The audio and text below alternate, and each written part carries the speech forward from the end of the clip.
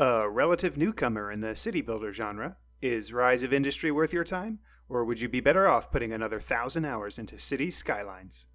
Watch on and find out. My name is Thorax, and this is Strategy for Busy People. If you've got a few minutes, I'll tell you what to play. If you stick around for more than my pithy intro, you'll get to see my thoughts on Rise of Industry by Dapper Penguin Studios. I've got almost 10 hours in this game. City builders are a recurring thing here on Strategy for Busy People. I really like them. I also really like games with trade routes and economies in them. I can't tell you how many hours I have in Sid Meier's Pirates, both the original and the remake, or how many hours I have in Trade Wars 2002.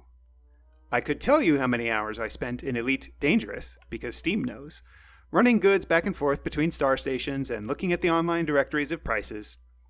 But running goods back and forth is a little boring. I didn't get an engineering degree to spend my video game time doing the equivalent of delivering pizza. Actually, Paperboy is a pretty insanely hard game. I think I'm off topic, but tell me what you think in the comments. When there's a chance to set up trade routes, and especially when I can transform goods from simple raw materials into fancier things, I am all about it. And that's nearly the entire point of the game of Rise of Industry. You start out in a little corner of the map with the ability to produce and sell some raw materials, like vegetables, and you slowly build up your industrial empire until the point where you can make TV dinners. Apparently, that is a crowning achievement. But I digress. Now, the premise may sound simple on the surface, but it does get a little deeper as you play along. There are competitors on the map that are all vying to sell the same things, more or less, to the same little parts of the towns. And, in order to be able to sell the more complex, processed products, you need to move enough goods to quote-unquote upgrade the towns to a higher level. Ultimately, at least in the first, and only, campaign I played, the goal was to successfully produce and sell one of the highest level refined goods. Sticking with common city builder tropes, you have the ability to invest in research to unlock upgrades for your buildings or more complex production buildings. Want to make cardboard boxes? You'll need to be able to make heavy pulp at the paper mill first. Yes, I just said heavy pulp. The supply chains in this game are pretty realistic in terms of which goods have to go into what other goods to make what final products. Now, unlike most city builders, electricity management is not really a thing in this game. Neither is taxation. That's because you're not the mayor. You're just an industrialist. Water management is a thing, though, and, unfortunately, it's a bit of a buggy pain in the ass.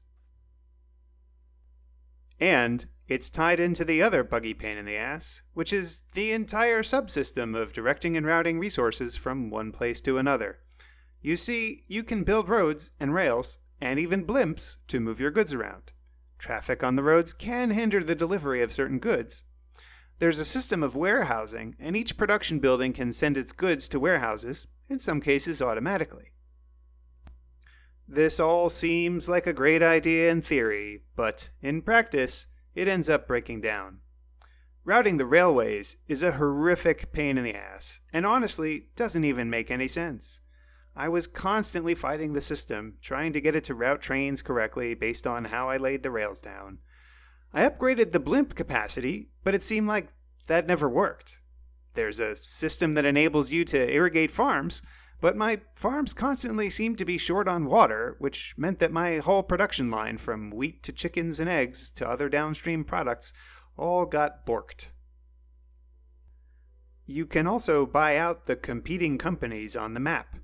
This, too, sounds great, except that when I finally bought out my last competitor and took over all of their production, I got bit crazy hard with weird delivery glitches, and it made one area of my farming production system essentially useless.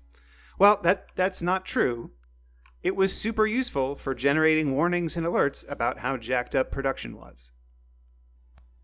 Ultimately, I got close to opening up the last city level, which would have been able to consume my fancy TV dinners, but the supply chain problems that had erupted and the random glitches just sucked the fun out of it for me. So I shut down my little industrial conglomerate and retreated to my private Caribbean island. But not to play pirates. Before I give my final verdict, take a moment to like this video and subscribe to the channel. Don't forget to share with your friends. Agree with me, disagree with me, or want to see other content? Let me know in the comments below. And if you want to support me in making more of these videos, become a patron on Patreon. Your support really makes a difference. The final verdict. This is a neat take on the city builder genre. The low polygraphics and lo-fi music complement each other nicely. The supply lines are well thought out, the tech tree is pretty good, and there's a fair bit of variety in how to shoot for the endgame based on the procedural map generation. The glitches and bugs, though, are a real downer. On my trademark 3-point score scale of avoid, meh, and I forgot to eat, while I was endeavoring to produce TV dinners, I mostly was able to eat my own dinners, and I'm not a TV dinner fan. Unless you count things like Blue Apron to kind of be a modern take on TV dinners? Or whatever? Meh.